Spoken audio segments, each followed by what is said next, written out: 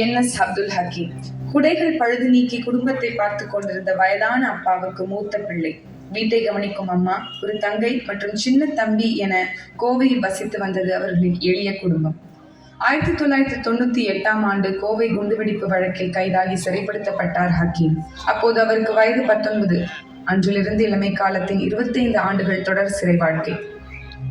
சிறைக்குள்ளிருந்தே படித்து பல பட்டங்களையும் சான்றிதழ்களையும் பெற்றிருந்தார். சிறைவிடுப்பில் வந்தவருக்கு 25/9/2019 அன்று திருமணமானது. விடுப்பு முடிந்து மீண்டும் சிறைப்படுத்தப்பட்டிருந்த ஹக்கீம் 45 வயதை கடந்திருந்தார். 2023ஆம் ஆண்டு ஒரு நாள் சிறைக்குள் அவர் மயங்கி விழுந்தார். ஹாஸ்பிட்டலுக்கு கொண்டு போறாங்க. அவருக்கு மயக்கத்துக்கான மாத்திரை கொடுத்து அனுப்புறாங்க. 2 நாள்ல மீண்டும் மயக்கமாகி விழுகிறாரு. ஃபிக்ஸ் வருது. அப்போ கொண்டு போய் பார்க்குறாங்க. அவருக்கு அப்பவும் மாத்திரை கொடுத்து அனுப்பிச்சிடுறாங்க. 3வது முறை ஃபிக்ஸ் கீழே விழுந்தப்போ தலைக்கு ஸ்கேன் எடுத்து பார்த்தா அவருக்கு கேன்சர். இது எங்களுக்கு தெரியாது. ஒரு 2 நாளைக்கு அப்புறம் அங்கேருந்து ஜெயிலிருந்து எங்களுக்கு தகவல் கொடுத்தாங்க. கேன்சருங்கிறது உறுதிப்படுத்திட்டாங்க. அந்த ஆப்ரேஷன் டைம் காஞ்சது நடக்க ஆரம்பிச்சதுமே திருப்பி எங்கள் கூட அவங்க அனுப்பலை. எங்கள் அண்ணனை அங்கே புலச்சிறைக்கே கொண்டுட்டு போயிட்டாங்க. அவங்க ரொம்ப ரெக்வெஸ்ட்டாக கவர்மெண்ட்டை, நம்ம அதிகாரிகள்கிட்ட, கமிஷனர்கிட்ட எல்லாம் ரொம்ப ரெக்வெஸ்ட்டாக கேட்டாங்க. ஆனால் கடைசி வரைக்கும் விடுதலையே கொடுக்கல. அவருக்கு உடல்நல மோசம்னால பரோல் கொடுத்தாங்க. ரொம்ப அவருக்கு முடியாமல் ஆனதுக்கு அப்புறம் தான் இந்த 3 மாதம் போலீஸ் இல்லாத பரோல் கொடுத்தாங்க. அவங்க போலீஸ் இல்லாத பரோல் கொடுத்தவங்க எங்கள் அண்ணனுக்கு கை கால் வராமல் பேச்சு போனதுக்கு அப்புறம் தான் அந்த பரோல் கிடச்சிது. ஒரு பொருளை தண்ணி கேட்கறதுக்கு கூட அவரால முடியாமல் போயிடுச்சு. நாங்களாம் கேட்டாதான் என் தண்ணி வேணுமா, சாப்பாடு வேணுமா, ஜூஸ் கொடுக்கட்டோமா, பாத்ரூம் கூட நாங்கள் தான் கூட்டிகிட்டு போனோம். அந்த அளவுக்கு அவருக்கு மோசமாக இருக்காரு. இப்போ போன வாரம் நான் அவரை போய் பார்க்குறேன். என் கையை பிடிக்கிறாரு. ஆனால் அவர் எங்கிட்ட கேட்குறா, நீ யாருன்னு சொல்லி. 45 ஆண்டு கால நட்பு நான் எங்களுக்கு. ஆனால் அவர் எங்கிட்ட கேட்குறாரு, நீங்கள் யாரு அப்படின்னு சொல்லி.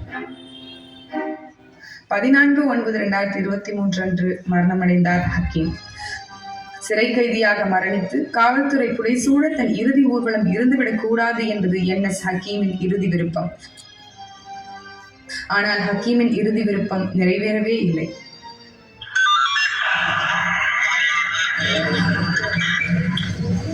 சிறையில் இருக்கும் போதே சபூர் ரஹ்மான், முகமது வசீர், ரிஸ்வான் பாஷான்னு சொல்லி 3 பேர் இறந்தாங்க. எல்லாருமே நோயெல்லாம் இல்லை, அந்த மன உளைச்சல்னால ஏற்பட்டக்கூடிய அந்த இருதய அடைப்புனால உடனடியா இறந்தாங்க. அபுதாபியாவது நீங்க விடுதலை செய்யுங்க, அவர் நோயாளின்னு சொல்லி அவரு ஒரு நாள் ரொம்ப சீரியஸ் ஆகி இறந்து போயிடுறாரு. 40 வருஷம் அவரு சிறை வாழ்க்கைதாமா. 40 ஆண்டுகள் விடுதலையே கொடுக்கல. மௌத்தாகும் போது ஃபுல் பாதுகாப்பு. கோயம்புத்தூர்ல பாதி இடம் போலீஸ் பாதுகாப்போட தான் அவரோட மௌத்தை கொண்டு போனாங்க.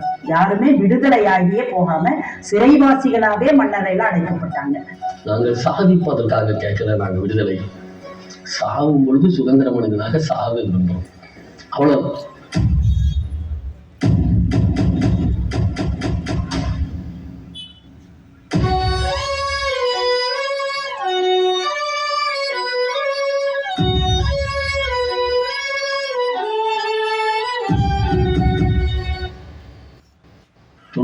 நடந்த குண்டுவெடிப்பு சம்பவத்தை நான் நியாயப்படுத்தி சொல்லலை. ஆனால் அந்த குண்டுவெடிப்பு நடந்ததுக்கான காரணங்கள் எந்த மோட்டிவ்னால அது நடந்தது, அதை பற்றி இந்த சமூகத்துக்கு யாருக்கும் சொல்கிறதில்ல. அதை பற்றி இந்த சமூகமும் தெரியாது. பொதுவாக முஸ்லீம்களுக்கே தெரியாது. காவலருடைய சிவராஜ் கொலை வழக்கு தான் இந்த குண்டுவெடிப்புக்கே பேஸ் கேஸ் தான் அடிப்படையான வழக்கு. அந்த வழக்கை நாம் நடத்துகிற போது என்னாச்சுன்னா, நாங்கள் பல உண்மையை கொண்டு வந்தோம். அதில் அந்த வழக்கில் போடப்பட்டிருக்க புகார்தாரர்கள் சாமிநாதன் என்பவர் தமிழ்நாட்டுக்காரர் கிடையாது, அவர் கேரளைட்டு. அது மட்டுமல்ல, RSS இயக்கத்தை சார்ந்தவர் போகிறான். அங்கே அவர் மேலே ஏற்கனவே கொலை வழக்கில் தண்டனை பெற்றிருக்காரு மார்க்சிஸ்ட் கம்யூனிஸ்ட் கட்சியில். அது மட்டுமல்ல, 6 மாதத்துக்கு அப்புறம் CBCIDக்கு மாற்றின பிறகு அதில் ஒரு 6 பேர் ஐவிட்னஸாக போடுறாங்க. உங்களுக்கு தெரியும், உக்கடம் காலனி இருக்குது, அங்கே போகிறான். தலித் மக்கள் குடியிருக்காங்க, அவங்கள பூரா சாட்சியாக போடுறாங்க. இந்த நிகழ்வு நல்லா பார்த்தீங்கன்னா, எப்பயுமே இந்த மாதிரி ஒரு தலித் மக்களையும் மற்றவர்களையும் இந்த இந்துத்துவ சக்திகள் இது இஸ்லாமியர்களுக்கு எதிராக இருக்கிற போது பயன்படுத்துகிறாங்கிறது அந்த வழக்கில் தெரியும். சரிப்பா, இதில் போடப்பட்டிருக்கிற புகார்தாரர், நேரில் பார்த்த சாட்சி, கண்ணுற்ற சாட்சிகள் எல்லாம் திட்டமிடப்பட்டு வேண்டுமென்று இந்த வழக்குக்காக ஜோடிக்கப்பட்டவர்கள். அது மட்டுமல்ல, இஸ்லாமிய மக்களுக்கு எதிராகக்கூடியவர்கள் எல்லாம் ஒன்று சேர்ந்து திட்டமிட்டிருக்காங்க காவல்துறையால என்று நான் போட்டேன் போறான். அப்ப பேஸ் வழக்கே வந்து உங்களுக்கு வந்து பொய் வழக்கு மாதிரி ஆகிப்போச்சு. 1997 நவம்பர் கலவரத்தில் வந்து அந்த கொல்லப்படுற போலீஸ்காரருடைய முழு பேர் வந்து அந்தோணி செல்வராஜ். ஆனால் அந்த அந்தோணிங்கிற பேரை நீக்கி ஒரு இந்து காவலரை கொண்ட மாதிரி சித்தரிக்கப்பட்டு 18 இஸ்லாமிய பெருமக்கள் கொல்லப்பட்டது, சுடப்பட்டதும், நூற்றுக்கணக்கான வீடுகளுக்குள்ள பூந்து கொள்ளையடிச்சிருக்காங்க, லூட்டிங் பண்ணிருக்காங்க. எனக்கு தெரியாது, ஆயிரக்கணக்கான நகைகள் புறாங்க கொள்ளையடிச்சிருக்காங்கலாம் எடுத்துட்டு வரல. வீட்டில் உள்ள ஏழரை 8 பவுன் நகை, துணிமணிகள், மளிகை ஜாமானம் பண்ணிட்டு இருந்தேன், மளிகை வியாபாரம் பண்ணிட்டு இருந்தேன். அந்த மளிகை பொருள்கள் எல்லாம் எடுத்து கடையே காலியாக்கிட்டாங்க.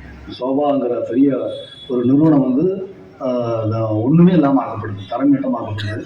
அது மாதிரி நிறைய முஸ்லீம்களுடைய நிறுவனங்கள் எல்லாம் நிறைய சூறையாடப்படுது, எல்லாமே நாசமாக்குறாங்க.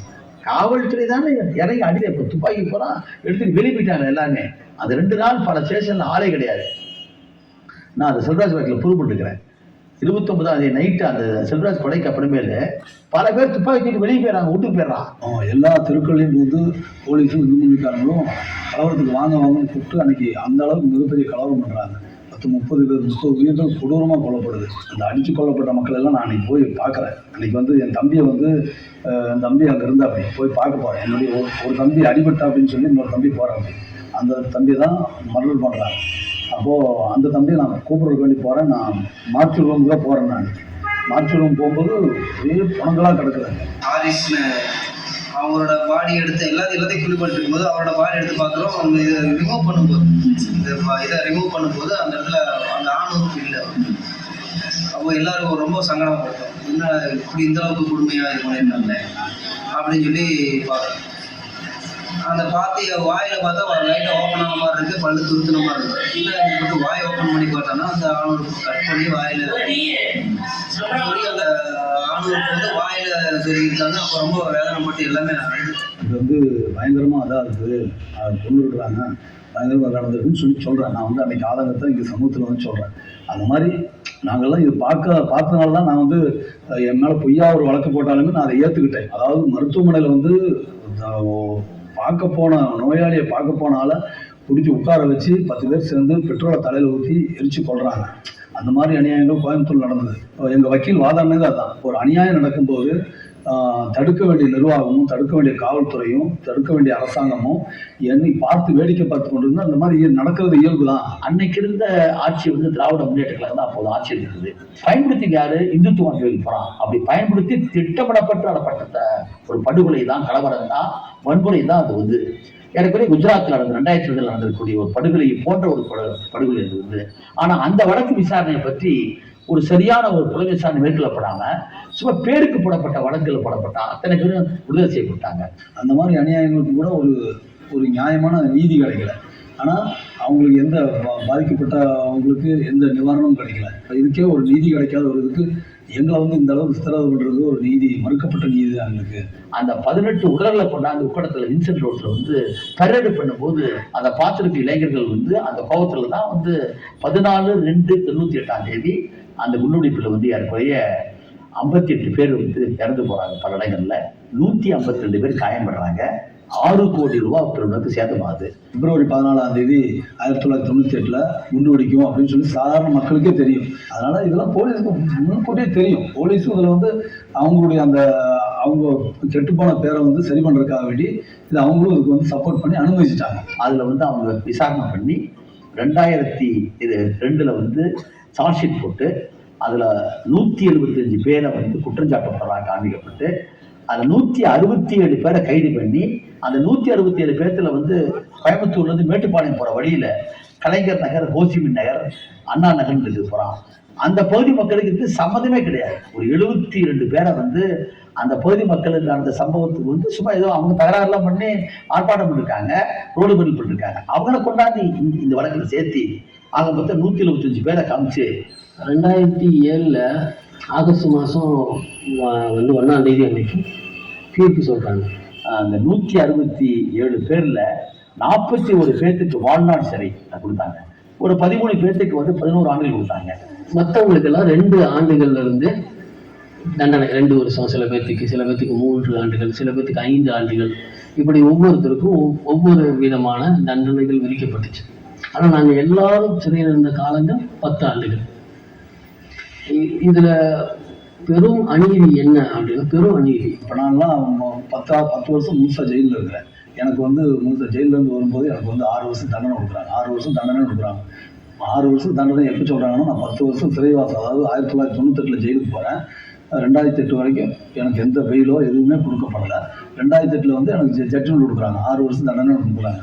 அப்போ நான் 4 வருஷம் எக்ஸ்ட்ரா இருந்திருக்கிறேன். அப்போ நான் கேட்குறேன் அவங்கள்ட்ட, ரிலீஸ்னால் எப்படி சார், கேஸ்லேருந்து வழக்குலேருந்து விடுதலையா, இல்லை பாய் குறைஞ்ச தண்டனை தான் உங்களுக்கு அப்படிங்கிறாரு. அப்போ நான் சொல்கிறேன், குறைஞ்ச தண்டனை தான், நான் 10 வருஷம் இருந்துட்டேன், எனக்கு என்ன நிவாரணம் பண்ண போகிறேன் அப்படின்னு. பாய் அந்த மாதிரிலாம் எதுவும் கேட்டுறாங்க பாய், நீங்கள் வந்து ஒரு கண்ணை மூடி காலை பற்றிட்டு நீங்கள் ஜட்ஜ்மெண்ட் கொடுப்பாங்க, உங்களை வெளியே விட்டுருவாங்க, நீங்கள் அப்படியே வந்துடலாம் அப்படி சொல்கிறாங்க, அப்படியே வந்துடலாம்.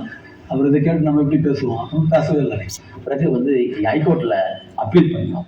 அப்பீலில் வந்து நாங்களே வந்து ஆர்கியூ பண்ணோம். வந்து இங்கே 41 பேருங்கிறத அதையும் வந்து அவங்க வந்து ரத்து பண்ணி 21 பேர் மட்டும்தான் வந்து வாழ்நாள் செல்லில் வந்து எடுக்கக்கூடியன்னு சொல்லி பண்ணாங்க. 21 பேர்த்தில் பாஜாபாயை பொறுத்த அளவுக்கு வந்து அப்பீலே வேணான்ட்டார். நான் உள்ளுக்குள்ள இருந்தே நான் வந்து இதாகிக்கிறேன். இறந்து போனவங்க போக இப்போ பார்த்தீங்கன்னா 18 பேர் தான் சுப்ரீம் கோர்ட்டில் அப்பீலை பெண்டிங் இருக்காங்க. இவர்கள் கைது செய்யப்பட்ட பிறகு விசாரணை முடிகிற வரை இவங்களுக்கு இடைக்கால பிணை கூட கொடுக்கப்படல. 10 ஆண்டுகள் வந்து நான் சிறையில கழிச்சிருக்கேன். என்னைக்கு எங்களை வந்து கைது செய்து கொண்டு போய் வச்சாங்களோ அன்று முதல் நான் விடுதலை ஆகிற வரை இந்த 167 பேர்ல ஒருத்தருக்கு கூட பிணை வழங்கப்படவே இல்லை. இடைக்கால பிணை கொடுக்கறது அல்லது உடல்நிலை சரியில்லாமல் கொடுக்கறதுக்கு அதெல்லாம் ஒரு மனித உரிமை பிரச்சனை. உலகத்துல எங்க வந்து தவறு செய்யப்பட்டு வழக்குகள் பதிவு செய்யப்பட்டாலும் உடனடியாக குற்றம் சாட்டப்பட்ட அன்றைக்கு நாங்க வந்து குற்றவாளிகள் அல்ல, குற்றம் சாட்டப்பட்டோர் தான். குற்றம் சாட்டப்பட்டோருக்கு பிணை வழங்கப்படும். அவருக்கு 2 வகையான வாய்ப்புகள் கொடுக்கப்படும். அவர் வெளியே வந்தா அவருக்கு என்ன வழக்கு அவர் மேல பதிவு செய்யப்பட்டிருக்கிறது, அவருக்காக வேண்டி சொல்லப்பட்ட சாட்சிகள் யார் யாரு அப்படின்னு சொல்லி அவர் தெரிஞ்சுக்கிறதுக்கும், இந்த வழக்கை நல்ல வழக்கறிஞர்களை வைத்து எதிர்கொள்வதற்காக வேண்டியும் அவருக்கு பிணை வழங்கப்படும். அது பூலாம் தேவிக்கு கிடைக்குது. அதே மாதிரி இங்க இருக்க லீலாவதி பாதிக்கப்பட்ட கிடைக்குது. 3 விவசாய பெண்களை கொண்டவனுக்கு கிடைக்குது. ஆனா இவர்களுக்கு மட்டும் கிடைக்க மாட்டேங்குது. அது காரணம் வந்து இவர்கள் இஸ்லாமியர்களோட ஒரே காரணத்துக்காக தான். இது வந்து மிகப்பெரிய வந்து சட்டவிரோதமான ஒன்று, அரசியல் சாசனத்துக்கு விரோதமான ஒன்று. இது நீதிமன்றத்துக்கே தெரியும் இது அநியாயம் சொல்லி. ஆனால் அதெல்லாம் யாரும் கேட்கறதுக்கு யாரும் இல்லை. எந்த நியாயமும் எங்களுக்கு கிடைக்கல. காவல்துறை, அரசு நிர்வாகம், நீதிமன்றங்கள் எல்லாம் ஒன்று சேர்ந்து ஒரு வலையை பின்னி வச்சுதான் எங்களை சிறையிலே வச்சிருந்தாங்க. எல்லாமே முடிவு பண்ணிட்டான், எவனை கைது செய்யணும், எவனை சிறையில வைக்கணும், எப்படி எல்லாம் வச்சிருக்கணும், எத்தனை ஆண்டுகள் வச்சிருக்கணும், நீதிமன்றம் இவங்களுக்கு என்ன பண்ணணும் அப்படிங்கிற எல்லா முடிவுகளையும் பண்ணிட்டு தான் இது பண்றாங்க. இவர்களுக்கு வந்து வெளியே வரக்கூடாதுக்காகவே கோவை சிறைக்குள்ளேயே, சிறை வளாகத்துக்குள்ளேயே ஒரு நீதிமன்றத்தை வச்சு அப்படியே கூட்டு வர சொல்லிட்டாங்க. விசாரணை தொடங்கப்பட்ட 98 2004 கேஸ் முடிகிற வரைக்கும், 2006 கேஸ் முடிகிற வரைக்கும் பார்த்தீங்கன்னா யாரையுமே பத்திரிகையாளர்கள் மற்றும் யாரும் போய் பார்க்க முடியாது. வழக்கறிஞர்களும் போய் அந்த சாட்சியை பார்க்க முடியாது.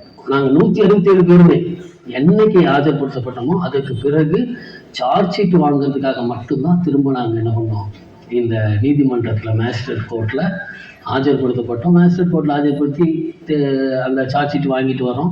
சார்ஜ் ஷீட் வாங்கிட்டு வந்ததுக்கு பிறகு 3-4 மாதங்களுக்கு பிறகு சிறப்பு நீதிமன்றத்தில் தான் எங்களை வந்து 2வது ஆஜர்படுத்தினாங்க. எவ்வளவு பெரிய விதி மீறல் தெரியுமா? அங்க ஆரம்பிச்ச சட்ட விதி மீறல் தான் எங்கள் தீர்ப்பு சொல்ற அந்த நாள் வரை எல்லா வகையிலும் சட்ட விதிமீறல்கள் தொடர்ந்து இருந்துட்டே இருந்துச்சு. டெரரிஸ்ட் லா கிடையாது இவங்களுக்கு. இப்ப தடா இருந்ததுன்னா பொடா இருந்ததுன்னா நான் சொல்லலாம், இல்லை இப்படி இஏபிஏ மாதிரி. அப்போ அது இருந்ததுன்னா அந்த பெங்கால் சட்டம் இருந்துச்சு. இவங்களுக்கெல்லாம் ஐபிசி அஃபென்ஸ் தான். இந்திய தண்டனை சட்டத்தில் குறிக்கக்கூடிய அந்த பிரிவுகளும் எக்ஸ்ப்ளோசிவ்ஸ் ஆக்ட், ஆர்ம்ஸ் ஆக்ட், இந்த மாதிரி அப்புறம் 153A promoting disharmony of the people அப்படிங்கக்கூடிய இருந்துச்சு. ஒரு மனிதனுடைய 100% உரிமைகள் மீறப்படக்கூடிய ஒரு இடம் சிறைச்சாலை. என்ற யாராவது சிறைச்சாலையை பற்றி கேட்டால் நான் இப்படி சொல்வேன், உலகத்தில் எங்காவது நரகம் இருக்கிறது என்று சொன்னால் அது சிறைச்சாலை தான் சொல்லுவோம். சிறையில் வந்து எங்களுக்கு வந்து சிறைக்குள்ள ஒரு சிறை இல்லை, அந்த சிறைக்குள்ள ஒரு சிறை. நாங்கள் அப்படி ஒவ்வொரு சிறை தாண்டி தான் நீங்கள் என்னதான் ஜெயிலை அடித்து உடச்சி வந்தாலுமே எங்களை காப்பாற்ற முடியாது. ஏன்னா நாங்கள் அப்படிப்பட்ட செக்யூரிட்டியில் இருக்கிறோம். மற்ற சிறைவாசிகளோடு பேச முடியாது, மற்ற சிறைவாசிகளை சந்திக்க முடியாது.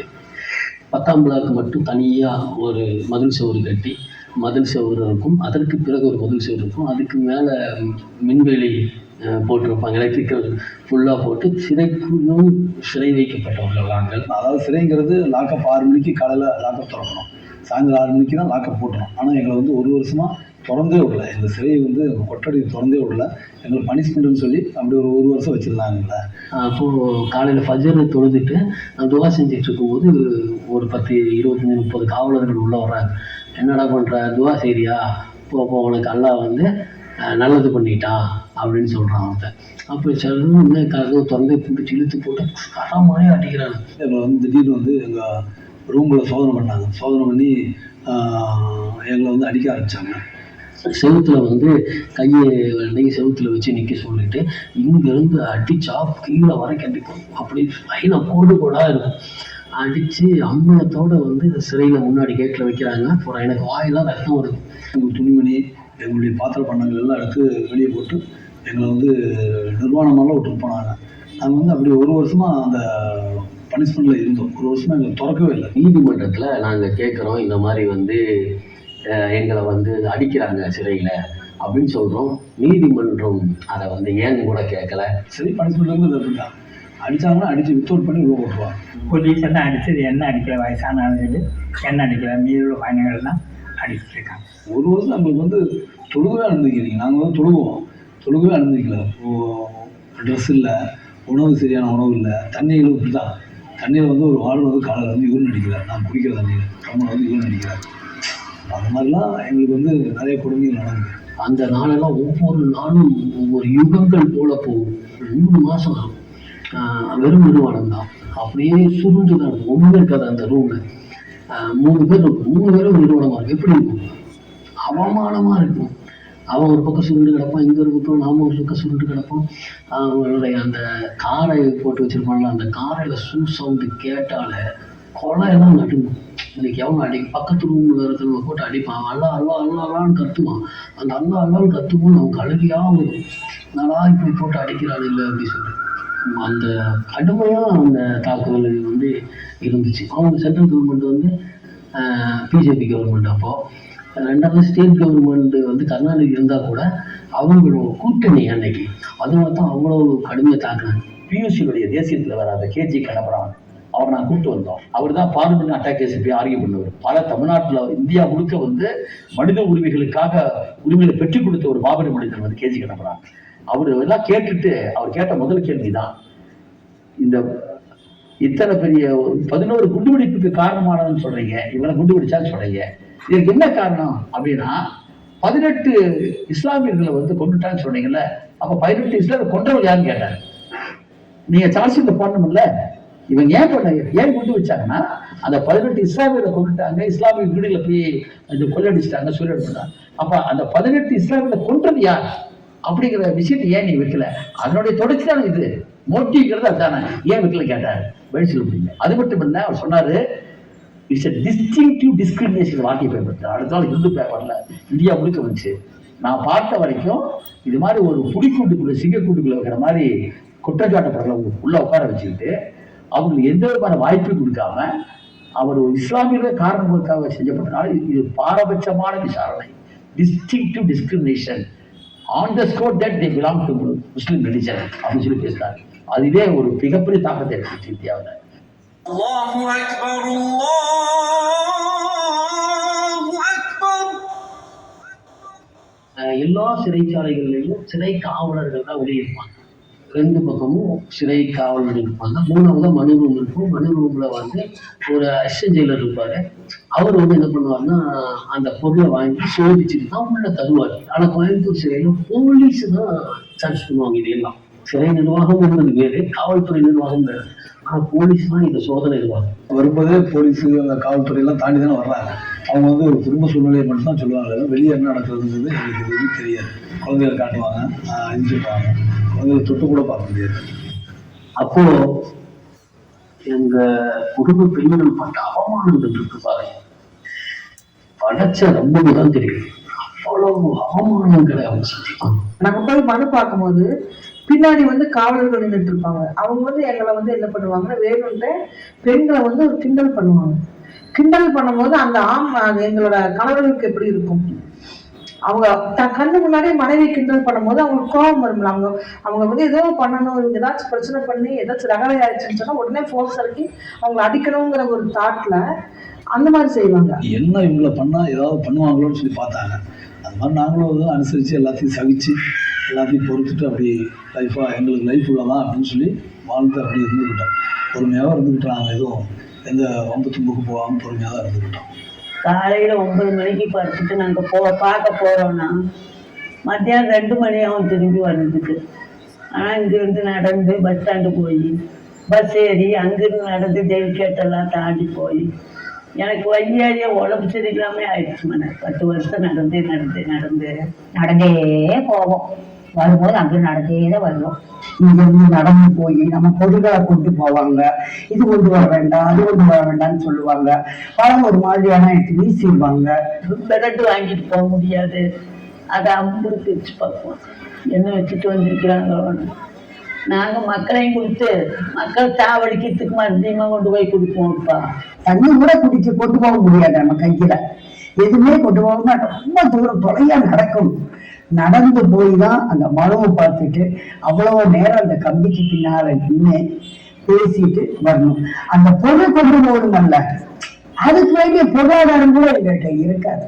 போயிட்டு வர்றாங்க 300 ரூபா 400 ரூபா வேணும். இந்த சென்னைக்கு மாற்றினதுக்கு அப்புறம் தான் ரொம்ப சிரமப்பட்டோம். நாங்கள் எங்களால் அவ்வளோ செலவெல்லாம் பண்ணி பார்க்க போக முடியாது, அந்த அளவு குடும்ப சூழ்நிலை. அதனால நாங்கள் பார்க்க கொஞ்ச நாள் போகாமையே இருந்தோம். அப்புறம் திருப்பி இடையில ஒரு வாய்ப்பு கிடைக்கும் போது போவோம். அப்போ கடனை வாங்கிட்டு ஏதாவது சாப்பிட்றதுக்கு வாங்கிட்டு அந்த ட்ரெயின் செலவுக்கும் போட்டுட்டு நைட் ட்ரெயின் ஏறுவோம். காலையில் போய் சேருவோம். காலெல்லாம் வீங்கிடும் எனக்கு ட்ரெயினில் உட்காந்து. திருப்பி காலையில் போய் ஏதோ கடையில் சாப்பிட கூட நிற்க மாட்டேங்குது. அப்படியே சிறைக்கு போகிறதுக்கு அந்த ஜங்ஷன்லேருந்து 3/4 மணி நேரம் புழற்சிறைக்கு. அங்கே போய் மணி எழுதி ரொம்ப சிரமம். மதியானம் 1 மணி 2 மணி ஆயிடும். திருப்பி அங்கே வந்து ஒரு 1/2 மணி நேரம் பார்க்க காமிக்குவாங்க, பேசுவோம். திருப்பி ஜங்ஷன் வந்து ஏறி இவ்வளோ தொலைவில் நாங்கள் வருவோம். போறதே தூரம் எங்களை அப்படி அலைக்கழிப்பாங்க. இப்படி போங்க அப்படி போங்கன்னு சொல்லி நாங்கள் இங்கிருந்து போய் பார்த்துட்டு வீட்டில் வந்து 2 நாளைக்கு 3 நாளைக்கு எங்களை எந்திரிக்க முடியாம செத்த போன மாட்டு நாங்கள் கிளப்போம். ஜெயிலுக்கு நடக்கிற மாதிரி ஆடையெல்லாம் வைக்கக்கூடாதுன்னு. இந்தியாவிலேயே இந்த கேஸ் இதுவரை நீண்ட காலமாக நிலுவையில் இருக்கக்கூடிய வழக்கு இந்த வழக்கு தாங்க. கோயம்புத்தூர் குண்டுவெடிப்பு வழக்கை மட்டும் இதுவரை உச்சநீதிமன்றம் இறுதி விசாரணைக்கு எடுத்துக்கொள்ளப்படவே இல்லை.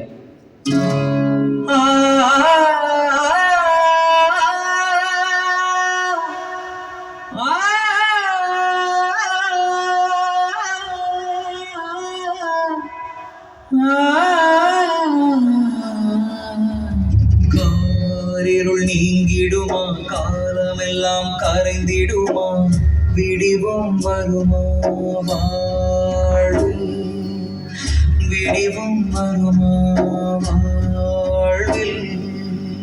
வசந்தங்கள் காணவில்லை, வாய்ப்பது போதும், உறவுகள் மடி சாய்ந்து ஓய்தலை போதும். ஆருயிர் தேக்கி வைத்து அன்பதனை தந்து பெற கதவே திறவாய், நீதி கதவே திறவாய். காரிருள் நீங்கிடுமா, காலமெல்லாம் கரைந்திடுமா, விடிவும் வருமா வாழ்வில்.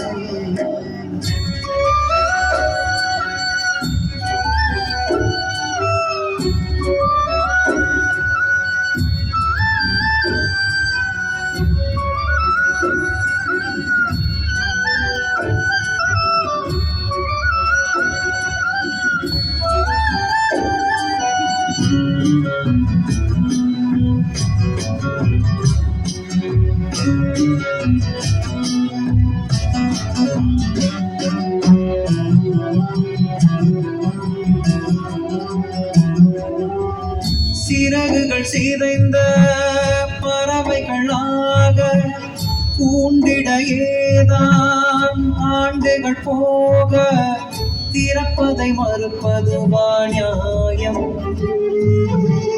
வீடுகள் தனிப்பட்டு உறவுகள் வதைப்பட்டு மறுமையின் தீனாவும் முதுமையின் கொடுநோவும் வெறுமையில் தள்ளும் தனிமையில் கொள்ளும் இரவில் செல்லும் நிலவிதை சொல்லும்.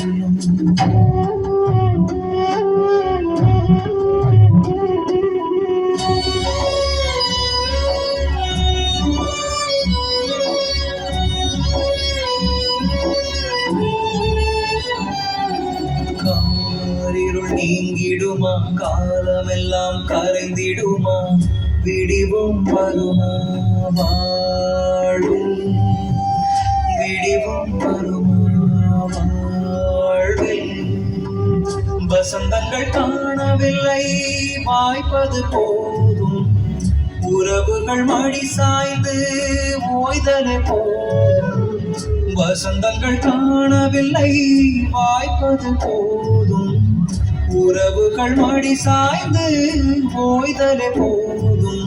ஆருயிர் தேக்கி வைத்து அம்பதனை தந்து பெற கதவே திறவாய், நீதி கதவே திறவாய், நீதி கதவே திறந்திடுவாய்.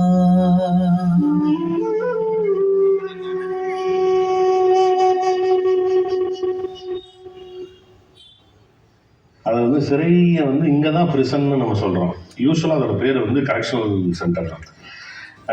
ஒரு தவறை திருத்துறதுக்கான ஒரு இடமா தான் சிறை இருக்கும். பட் இங்கே வந்து அன்ஃபார்ச்சுனேட்லி அந்த மாதிரி ஆம்பிட்டுக்குள்ளே இங்கே சிறைகள் இருக்கிறது இல்லை. காந்தி என்ன சொன்னாருன்னா, சிறை என்பது ஒரு மருத்துவமனையை போல. எப்படி ஒரு நோயாளியை வந்து மருத்துவமனையில் ட்ரீட்மெண்ட் கொடுத்து தான் திருத்துறமோ, அதே போல சிறைச்சாலை குற்றம் செய்வது என்பது ஒரு மனோநிலை, அது ஒரு நோய் நிலை. அந்த மனோநிலையை வந்து நீங்க மாற்றுவதற்காக தான் இருக்கணுமே தவிர அவனை வந்து அடிச்சு கொண்டதுலாம் கிடையாது, சித்திரவதை கிடையாது சொல்லிருக்காரு. காந்தி சொன்னதையும் பின்பற்றல, உலகம் முழுக்க இருக்கக்கூடிய ஏற்றுக்கொள்ளப்பட்ட அனைவரையும் பின்பற்றல, சுப்ரீம் கோர்ட் கொடுத்துருக்கிற தீர்ப்புகளையும் இன்னைக்கு வந்து சரி அமல்படுத்தல. அதுல பாதிக்கப்பட்டவன் யாரானா இந்த மாதிரி இஸ்லாமிய மக்கள் அல்லது வந்து தலித் மக்கள் அல்லது பழங்குடி மக்கள், இவங்கள தான் வந்து பாதிக்கப்பட்டிருக்காங்க. 2008 அண்ணாவுடைய 100வது பிறந்த நாளைக்கு ஒரு அறிவிப்பு அரசு செய்யுது. 8 ஆண்டுகள் சிறையில் கழித்த ஆயுள் தண்டனை சிறைவாசிகள் விடுதலை செய்யப்படுவார்கள். அப்போ நாங்கள் எல்லாருமே விடுதலைக்கு தகுதியானவர்கள். எல்லா ஆயுள் தண்டனை சிறைவாசிகளுடைய கணக்கும் எடுக்கப்படுகிறது. எல்லாம் எடுக்கிறாங்க. 8 வருஷம் கழிச்ச கேள்விகளாக இருக்கு. இப்போ மதுரையில் தோழர் லீலாவதியை கொலை பண்ணினவங்க திமுகவை சேர்ந்த 4 பேர் உள்ள இருக்காங்க. லீலாவதின்னு சொல்லக்கூடிய ஒரு மாநகராட்சி மார்க்சிஸ்ட் கட்சியுடைய கவுன்சிலர் பட்ட பகல படுகொலை செய்யப்பட்டாங்க. திமுக சில பேர் இருந்தாங்க. ஒரு பெண்ணை, நிரபராதியான பெண்ணை மார்க்கெட்டுக்கு வந்து நிற்கும் போது அந்த படுகொலை செஞ்சதை வந்து சுப்ரீம் கோர்ட் என்ன அப்சர்வ் பண்ணாங்கன்னா, இவர்களுக்கெல்லாம் கருணையே காட்டக்கூடாது, ஒரு நிரபராதி பெண்ணை போய் பட்ட பகல கொண்டிருக்காங்க, மக்களுக்காக போராடுன்னு சொன்னாங்க. அந்த 4 கொலை கைதிகளுடைய லிஸ்ட் எடுக்கும் பொழுது 8 ஆண்டுகள் அவங்களுக்கு பூர்த்தி ஆகலை. அப்போது அழகிரி வந்து மத்திய அமைச்சர். உடனே அவர் என்ன பண்ணார்னா தகவல் சொல்கிறாரு, 8 ஆண்டுகள் இன்னும் ஆவலன்னு சொன்னாங்க. 2 நாள் கழிச்சு மீண்டும் ஒரு அறிவிப்பு செய்து அண்ணாவுடைய 100வது ஆண்டு சிறப்பு என்பதால் 7 ஆண்டுகளில் கழித்த கைதிகள் விடுதலை செய்யப்படுவார்னு அரசு வந்து முதல்ல போட்ட அந்த அறிவிப்பை ரத்து செய்துவிட்டு 7 ஆண்டுகள் சொல்லி அந்த 4 பேர் விடுதலை செய்யப்பட்டாங்க. அந்த இதில் கடைசியில் என்ன ஆச்சுன்னு தெரியல, எங்கேருந்து இந்த அரசாங்கத்துக்கு பிரசங்கர் வந்ததுன்னு தெரியல. அதுக்கு முன்னாடி மத மோதல்கள், குண்டுவெடிப்புகள் இதில் இருக்கிறவங்கள தவிர அப்படின்னு சொல்லி ஒரு பாட்டை கொண்டு வர்றாங்க. அதில் கடமை அடிப்படையில் பார்க்கப்பட வேண்டிய அத்தனை சலுகை யாருக்கு இருக்குன்னா முஸ்லீம்கள் இருக்குது.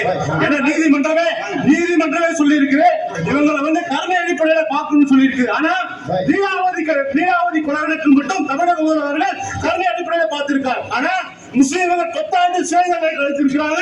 அதுல கடமை அடிப்படையில பார்க்கப்படவில்லை. 16 வயதுக்கு உட்பட்ட இளைஞர்கள் சிறையில் இருக்கிறாங்க, பல குடும்பங்களை சந்திச்சிருக்கிறாங்க, நோய்வாய்ப்பட்டிருக்கிறாங்க, சாக கிடக்கிறாங்க. அவங்க மேல கடமை அடிப்படையில பார்க்கப்படல. ஆனா இந்த கருணாநிதி அவர்கள், முதல்வர் அவர்கள் லீலாவதி கொலை வழக்கில் இருக்காங்க. பாக்கி இருக்காங்க பாத்தீங்களா, இவங்க எல்லாமே வந்து சாதாரண கொலை வழக்கில் தண்டிக்கப்பட்டவங்க. திருநாட்டு IPC 2008 அண்ணாவுடைய 100வது பிறந்த நாளைக்கு போட்ட உத்தரவுல இருந்து இன்னைக்கு போட்டிருக்கிற இந்த உத்தரவு வரைக்கும் எல்லா அரசு உத்தரவுகளும் இவங்களுக்கு செல்லுபடியாகும். இவங்களுக்கு வந்து வெடிமருந்து சட்டத்தில் தண்டிக்கப்பட்டவர்கள் அல்ல, மத மோதல்களில் தண்டிக்கப்பட்டவர்கள் அல்ல. எல்லாத்துடைய வழக்கினுடைய தீர்ப்புலையும் இவர்கள் திருநாட்டுடைய சட்டப்பிரிவின் படி இவர்களுக்கு ஆயுள் தண்டனை விதிக்கப்பட்டிருக்கு. இவங்களுடைய விடுதலையே தடுத்து வச்சிருக்கீங்க. அதே மாதிரி கோயம்புத்தூர்ல விவசாய கல்லூரியில 3 பெண்கள் தருமபுரி பக்கத்துல வந்து எரித்து கொல்லப்பட்டாங்க அந்த பஸ்ஸில் ஜெயலலிதா கன்விக்ஷன் பண்ணும்போது. அந்த வழக்கில் பார்த்தீங்கன்னா விடுதலையே செய்யக்கூடாதுன்னு சொல்லி இருந்துச்சு. ஏன்னா இவர்கள் மனித சமூகத்தோடு வாழக்கூட தகுதியற்றவர்கள் இவர்கள் சொல்லி சுப்ரீம் கோர்ட்டு கண்டனம் தெரிவித்து மரண தண்டனையை ஆயுள் தண்டனையை மாற்றணும். ஆனா எடப்பாடி பழனிசாமி அவங்களுடைய ஆட்சி காலத்துல அவர்கள் விடுதலை செய்யப்பட்டாங்களே அதிமுக காரர்கள் என்பதனால். அரசுக்கு தகுந்த மாதிரி அந்த விடுதலை பண்ணணும்னா அந்த சட்டத்தையே மாத்தி அமைச்சு அதுக்கான அரசாணையை பிறப்பிச்சு விடுதலை பண்றாங்க. ஆனா இவங்க முஸ்லீம்ங்கிற ஒரே காரணத்துக்காக தான் இந்த அளவுக்கு நீட்டிச்சு போனாங்கிறத நாங்க கண்கூட உணர்ந்திருக்கோம். சட்டத்துக்கு முன்னாடி எல்லாம் ஒரே சட்டம் தானே வேணும், அது செய்யாமல் இன்னும் போட்டுக்கிட்டு இருக்காங்க. முஸ்லீம்னு ஒரு காரணத்தால் தான் எல்லாம் இன்னும் இருந்துட்டு இருக்காங்க. திமுகட்ட நாங்கள் போய் பல முறை மனு கொடுத்தோம். மனுவை வாங்கிக்கிட்ட அப்போதைய அதாவது முதல்வர் மு.க. ஸ்டாலின் அவர்கள் நாங்கள் கண்டிப்பாக பண்ணுறேன்னு சொல்லி தேர்தலாக ஒரு வாக்குறுதியாக கொடுத்தா, தேர்தல் அறிக்கையில் சொல்ல வாக்குறுதியாக எங்கள்கிட்ட சொன்னாங்க. சிறையில் வாழக்கூடிய அப்பாவி முஸ்லிம்களை விடுதலை செய்திட வேண்டும் என்கிற தீர்மானம். ஆக இந்த தீர்மானங்கள் எல்லாம் செயல்படுவதற்கு வந்துட வேண்டும் என்று சொன்னால் தமிழ்நாட்டில ஒரு நல்ல மாற்றத்தை உருவாக்கி தருவதற்கு நீங்கள் தயாராக இருக்க வேண்டும். 2021 டிசம்பர் மாதம் ஆதிநாதன் குழு வந்து அமைக்கிறதாக அறிவிச்சாங்க. அந்த ஆதிநாதன் குழு முறைப்படி சம்பந்தப்பட்ட சிறைவாசி குடும்பங்களை பார்க்கணும், சம்பந்தப்பட்ட விசாரணை அதிகாரிகளை பார்க்கணும், சம்பந்தப்பட்ட சிறைவாசியின் உடல்நலனை பார்க்கணும். அந்த ஆணையங்கிறது என்டையர் எல்லாத்தையும் கேட்கணும், கருத்தோடு கேட்டு தான் முடிவெடுப்பு தான் ஆணையம். அந்த ஆதிநாதன் குழு அப்படி நடைபெறவில்லை. ஏதோ ஒரு விஷயம் செய்யக்கூடாதுன்னா குழுவை போட்டுருவாங்க அந்த காலத்துல. அந்த மாதிரி உங்களை ஏமாத்துறாங்கம்மா, நீங்களும் ஏமாந்து சுத்திட்டே இருக்கிறீங்க. எல்லாத்துக்கும் ஒரு குழு போட்டீங்க, அந்த குழு ஆதிநாதன் குழுன்னு சொல்றாங்க. அது யார் ஆதிநாதன் என்னன்னு சொல்லி எங்க காது கேட்கற வரைக்கும் ஒரு இதெல்லாம் ஒரு கண் தொடைப்பு நாடகம்னு சொல்றாங்க. 2 விஹெச்பி மெம்பர்ஸ், அவங்க வந்து கண்ணன் சசிகுமார் 2 பேர். அவங்களால ஒரு இஸ்லாமியர் கொல்லப்படுறாரு. அந்த கோர்ட்டோடைய நெருக்கடியிலையோ இல்லைன்னா கோர்ட்டோட நெருக்கடி இல்லாமலோ கூட இவங்க வந்து விடுதலை செய்ய தயாராக இருக்காங்க. ஸோ இது வந்து டிஸ்கிரிமினேஷன் இருக்குங்க. ஒரு பக்கமும் சட்டப்பூர்வமான முயற்சிகளை நாம் எடுக்கிறோம். இந்த அரசாணை படி சிறையினுடைய விதிகளின்படி என்னை இத்தனை ஆண்டுகள் சிறையில் வைத்திருப்பது சட்டவிரோதமானது அப்படிங்கிற ஒரு நியாயத்தை நம்ம தரப்பில் இருக்கிற நியாயங்களை எடுத்துட்டு நாம் சுப்ரீம் கோர்ட்டுக்கு போகிறோம். ஒவ்வொரு பள்ளிவாசல்கள்லையும் போய் நாங்கள் வந்து சுப்ரீம் கோர்ட்டில் இந்த வழக்கை எதிர்கொள்கிறோம், இத்தனை ஆண்டுகளாக சிறையில் இருக்கோம், இவ்வளவு பொருளாதார ரீதியாக செலவு இருக்கு, எங்களுக்கு உதவி செய்யுங்கன்னு சொல்லி எங்கள் குடும்பத்தினுடைய உறுப்பினர்கள் பள்ளிவாசலில் போய் பிச்சை கேட்குற மாதிரி நின்று ஒவ்வொரு ரூபாயோ 2 ரூபாயோ 10 ரூபாயோ 50 ரூபாயோ அவங்க போடுற ஒவ்வொரு பள்ளிவாசலையும் அதிகபட்சமாக 1000 ரூபாய் 1500 ரூபாய் கிடைக்கும். இப்படி வந்து தமிழ்நாட்டில் இருக்கிற எல்லா பள்ளிவாசல்களுக்கு முன்பு இன்னும் நாங்கள் இந்த பிச்சை எடுத்து அதையே லட்சமாக்கி 2 லட்சமாக்கி 5 லட்சமாக்கி தான் வக்கீல்களுக்கு கொண்டு கொடுக்குறோம். இந்த கொடுக்கும் பொழுது கூட அதில் கூட நாங்கள் வந்து எங்களுக்கு எதிராக நீங்கள் மனு செய்யறதுங்கிறது அநீதி தானே. இவங்க வந்து விடுதலை தர சொல்லி வாக்குறுதி கொடுத்து அச்சிக்கும் வந்துடுறாங்க. நாங்கள் வந்து கஷ்டப்பட்டு போய் சரி இவங்க விடுதலை கொடுக்கறதுக்கு தாமதமாகுது சொல்லிட்டு அங்கே நீதியை தேடி போனாலும் விடுதலை கொடுத்தா இவங்க வந்து இந்த மனநிலையில இருக்கு சொல்றது வந்து எங்களுக்கு ரொம்ப மன வேதனையா இருக்குது. இந்த ஐஏஎஸ் ஆஃபீஸர் அமுதா அவங்க வந்து ஒரு மனுவை வந்து சுப்ரீம் கோர்ட்ல தாக்கல் பண்றாங்க. இவங்களை விட்டா ஒரு பெரும் மத கலவரங்கள் வெளியே வரலாம், பெரும் சண்டைகள் வரலாம், சட்ட ஒழுங்கு பிரச்சனைகள் ஏற்படலாம் அப்படின்லாம் சொல்லி அவங்க மனு தாக்கல் பண்றாங்க.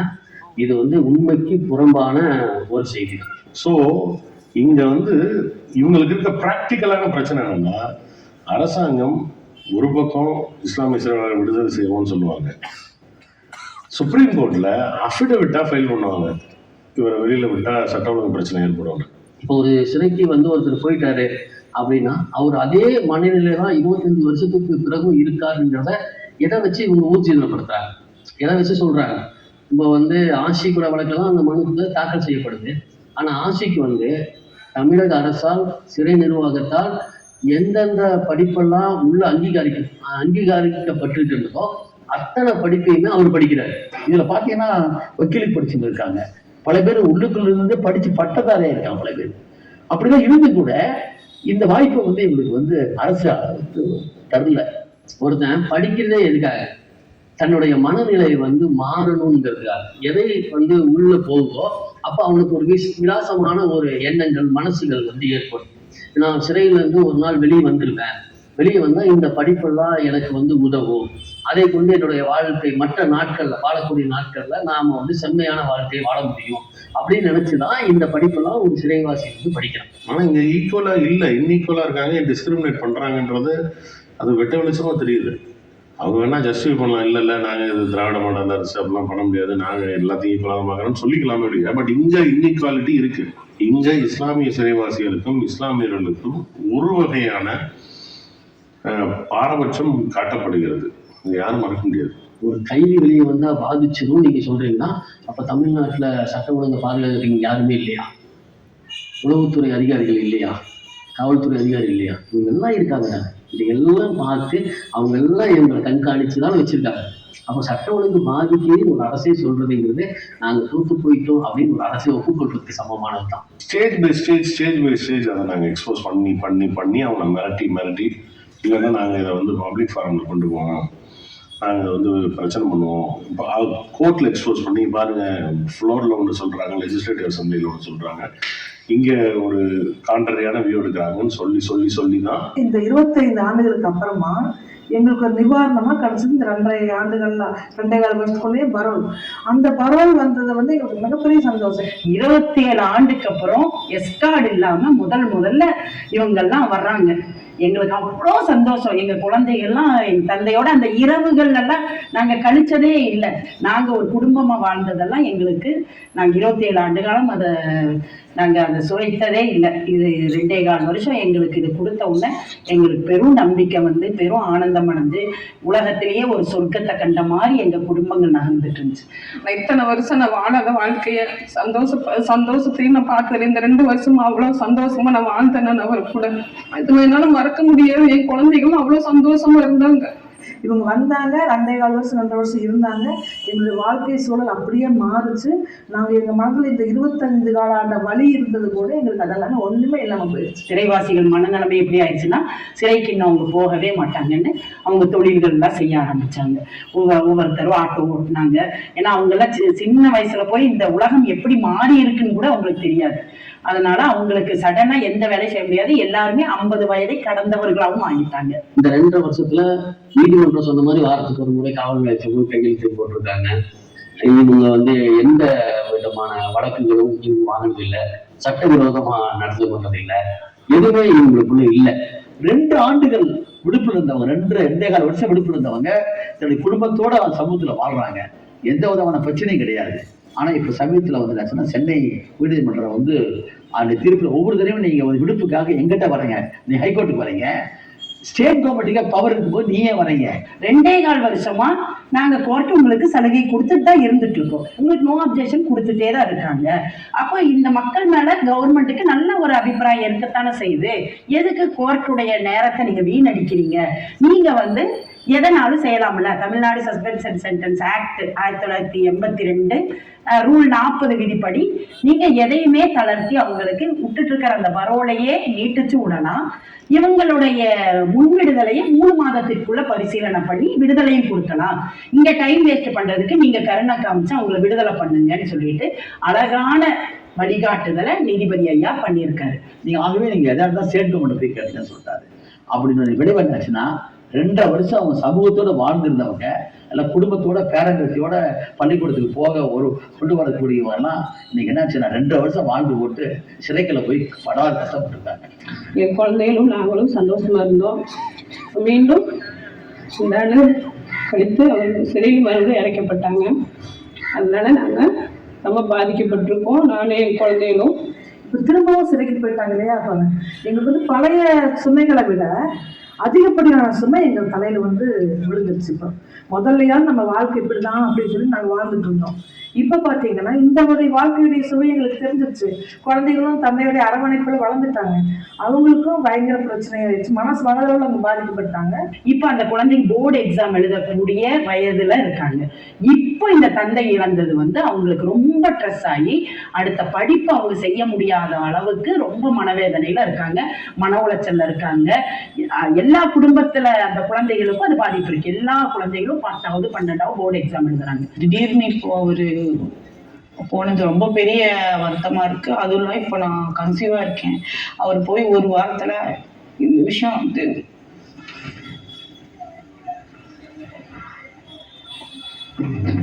ஒரு வாரத்துல இந்த விஷயம் இருக்குங்கிற மாதிரி இருந்தது. அது ட்வின்ஸ். அப்போ இப்போ போய் ஒரு வாரத்துல தான் நான் கன்ஃபார்ம் ஆச்சு. அப்போ அவங்கக்கிட்ட சொன்னப்போ அவங்க ரொம்ப சந்தோஷப்பட்டாங்க. ஏன்னா 4 வருஷம் எங்களுக்கு குழந்தை இல்லை, அதுக்கான ட்ரீட்மெண்ட் நாங்க எடுத்துட்டு தான் இருந்தோம். மத வழக்கம் கூட இவர் கிடையாது. நாகூர் கொலை கேஸ் இருந்தாலும் இவரை வந்து 26 வருஷமா உள்ள வச்சிருக்கிறாங்க. இவர் விடுதலை செய்யறதுக்கு என்ன இவரை தடுக்குதுங்கிறது தெரியல. எங்களுக்கு கல்யாணம் ஆகி 1 வருஷம் ஆகுது. ஜூலை 10 2024 ஜூலை 10 கல்யாணம் ஆச்சு. என்னை 1 வருஷமா நல்லா பார்த்துக்கிட்டாரு. ஆட்டோ டிரைவர், ஆட்டோ ஓட்டிட்டு இருந்தாரு. எந்த கெட்ட வழக்கமும் கிடையாது, நல்லா பார்த்துக்கிட்டாரு. எனக்கு அவர் இல்லாதது ரொம்ப பெரிய இழப்பா தெரியுது. ஸ்கூலுக்கு கொண்டு விடுறதும் அவர் தான் விட்டுட்டு இருந்தாரு. இப்ப அத்தை வந்தாதான் போவேனுங்கிற மாதிரி அவன் ஓடியாடுறான். என்னால 3 பசங்களை வச்சு ஸ்கூலுக்கு அனுப்புறது ரொம்ப சிரமமா இருக்கு. தொழில் வியாபாரம் எதுவும் இல்லாம ரொம்ப கஷ்டமா இருக்கு எங்களுக்கு. ரொம்ப சீக்கிரம் வரணும், விடுதலையாகி வரணும். திருமணம் முடிச்சு அவங்களுக்கு ஒரு குழந்தை, ஒரு 3 மாசம் குழந்தை, 4 மாசம் 5 மாசம் குழந்தைங்க. மற்றவங்க இப்ப புதுசா திருமணம் முடிச்சவங்கள கர்ப்பிணிகளா இருக்கிறாங்க. நாங்க எந்த வழியை அனுபவிச்சோமோ அடுத்த தலைமுறை அந்த வழியில வந்து நிக்குது.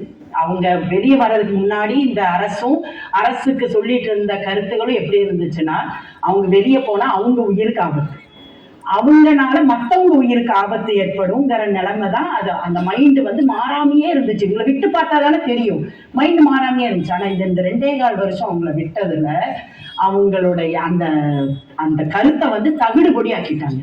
அவங்க முழுமையான நன்னடத்தையா இருப்பாங்கங்கிறத முழு சான்றளிச்சு அவங்களும் கொடுத்துட்டாங்க, அந்த குடும்பத்தினரும் கொடுத்துட்டோம், அவங்கள வாட்ச் பண்ண அதிகாரிகளும் கொடுத்துட்டாங்க, நன்னடத்தை அலுவலரும் கொடுத்துட்டாங்க. நிறைய ஹோப்னு ஒன்று சொல்லுவாங்க. எப்படின்னா சட்டத்துல வந்து ஒருத்தர் சிறைவாசம் போறான்னா தான் என்னைக்காவது வெளியில வரணும்ன்ற விருப்பம் இருக்கு, அப்படி ஒரு வாய்ப்பு இருக்கிறவன் தான் திருத்துறதுக்கான வாய்ப்பும் எடுத்துக்குவான். அந்த சான்ஸ் ஆஃப் கெட்டிங் ரிமோர்ஸ் அப்பதான் வரும் அவனுக்கு. அந்த ரே ஆஃப் ஹோப், அந்த நம்பிக்கையின் கீற்று எங்கேயோ ஒரு நாள் நம்ம வருவோம் அப்படின்னு தெரிஞ்சாதான் அது வரைக்கும் நம்ம வந்து தன்னுடைய உயிரை பிடிச்சி வச்சு எப்படியாவது நம்ம நல்லபடியா இருக்கணும் அப்படின்னு நினைப்போம். நீ எவ்வளவு கடுமையான குற்றச்சாட்டா இருந்தாலும் சரி, குற்றம் தண்டனை வருகிற போது மனிதர்களை திருத்துவதற்காக தான் சட்டம் இருக்குது. ரெஹபிலிட்டேஷன் தான், ரிஃபர்மேஷன் தான், ரிட்ரிபியூஷன் கிடையாது. பல்லுக்கு பல்லு கண்ணுக்கு கண்ணுலாம் கிடையாது. ஆகவே அவங்களை மன்னிச்சு விடணுங்கிறது தான் முக்கியம் அப்படின்னு சொல்லியிருக்காங்க. பல தீர்ப்புகள் வந்துருக்குது. குற்றம் சாட்டப்பட்டவனை வந்து தண்டிக்கிற போது அவன் செய்த குற்றத்திற்கு தான் தண்டனை தவிர மனிதனுங்கிற போது அவனுக்கு மனித உரிமை உண்டுங்கிறதா நம்ம நாட்டு சட்டம். ஏன்னா ஐநா மன்றத்துல நாம வந்து சித்திரவதைக்கான இதுல நாம் கையெழுத்து போட்டுக்கிறோம். தேசிய பாதுகாப்பு சட்டத்தில் கைது செய்யப்பட்டு கடந்த 2009ஆம் ஆண்டு சிறைப்படுத்தப்பட்ட அண்ணன் சீமான் இஸ்லாமிய சிறைவாசிகளுடன் தான் தனது 50 நாள்களை கழித்தார். அந்நாள்களில் சிறைவாசிகளின் உணர்வுகளையும் வழிகளையும் அருகிருந்து உள்வாங்கிக் கொண்டதுதான் அவர்களின் விடுதலை தொடங்கி இஸ்லாமியருக்கு எதிரான எல்லா அநீதிகளுக்கும் அண்ணன் சீமானை போராட உந்தியது. சிறைவாசிகள் விடுதலையை வலியுறுத்தி தொடர்ந்து பல்வேறு போராட்டங்களையும் ஆர்ப்பாட்டங்களையும் நாம் தமிழர் கட்சி முன்னெடுத்திருக்கிறது. பெரும்பான்மை தமிழர்கள் எங்கள் இஸ்லாமிய உறவுகள் என்பதை கொள்கையாக மட்டுமல்ல உணர்வுமாகவே ஏந்தி உறுதியாக களமாடுகிறது நாம் தமிழர் கட்சி.